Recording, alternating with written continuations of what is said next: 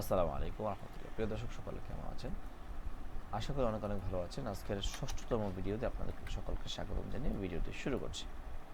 প্রিয় দর্শক, আজকে আমরা যে বিষয়টি নিয়ে আলোচনা করব সেটি হচ্ছে আপনার মাই গুডনেস, কেটে দিয়েছি নাকি? না, কেটে দিইনি। গুগল সার্চ রেজাল্ট থেকে ব্যক্তিগত তথ্য মুছে ফেলার জন্য যে আবেদন করা হচ্ছে সেই বিষয়ে আজকে মজা করব।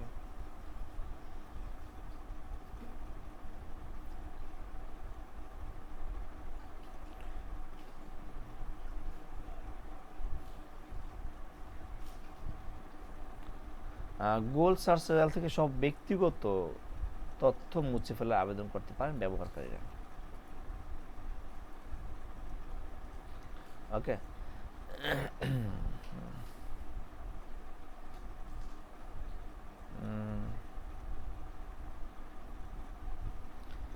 সো দেখেন, আপনার গুগলের নীতির লক্ষ্য হচ্ছে আপনার ব্যক্তিগত আমরা অনেকে দেখা যায় অনেক ধরনের তথ্য শেয়ার করি। যেমন ধরেন আপনি একটা মোবাইল নাম্বার দিয়ে একটি কোনো অ্যাকাউন্ট গ্রো আপ করার চেষ্টা করছেন, অ্যাকাউন্ট করেছেন। সো গুগল কিন্তু সে আপনার ইনফরমেশনটা জানে এবং চাইলে কিন্তু সেটা সে ফ্লাশ করতে পারে।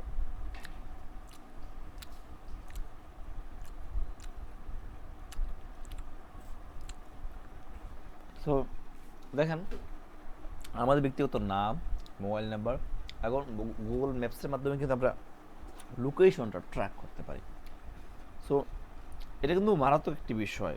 জিনিসটা আপনার সিম্পল মনে হয়, মারাত্মক একটি বিষয় যে গুগল আপনার লোকেশন ট্রেস করতে পারতেছে। তো ব্যক্তিগত আপনি আপনার অবস্থান, নাম, ঠিকানা, আপনার ইন্টারেস্টেড, এই সমস্ত অনেক কিছু কিন্তু তাদের আওতাধীন। সুতরাং মনে হতে পারে যে আপনি নিজের ইচ্ছায় কারো উপর জিম্মি হয়ে আছেন অথবা কাউকে ইনফরমেশন দিয়ে দিচ্ছেন। সে এই আশঙ্কা করতে পারেন। এখন অনেক গ্রাহকরা চিন্তা করেন যে এটা থেকে আসলে বের হয়ে আসা সম্ভব কিনা।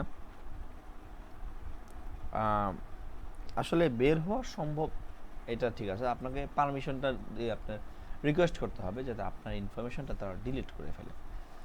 দেখেন, গুগলের সার্চ পলিসি প্রধান মিশেল চ্যাং জানান, ইন্টারনেট অত্যাধিক বিস্তৃতি বিকাশের সঙ্গে সঙ্গে বেশ কিছু অসুবিধা দেখা দিয়েছে। ব্যবহারকারীর ব্যক্তিগত তথ্য অযাচিতভাবে এমন জায়গায় প্রকাশিত হচ্ছে যা ব্যবহারকারীদের সমস্যায় ফেলছে। এই তথ্যগুলো বেআইনি ও ব্যবহারকারীকে না জানিয়ে বিভিন্ন জায়গায় ব্যবহার করা হচ্ছে। সো এটা কিন্তু বেআইনি।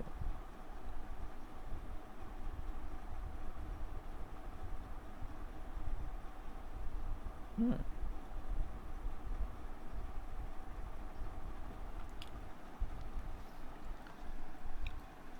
চ্যাংরা বলে, তারা সুরক্ষিত রাখতে যুক্তরাষ্ট্র একটা রিপোর্ট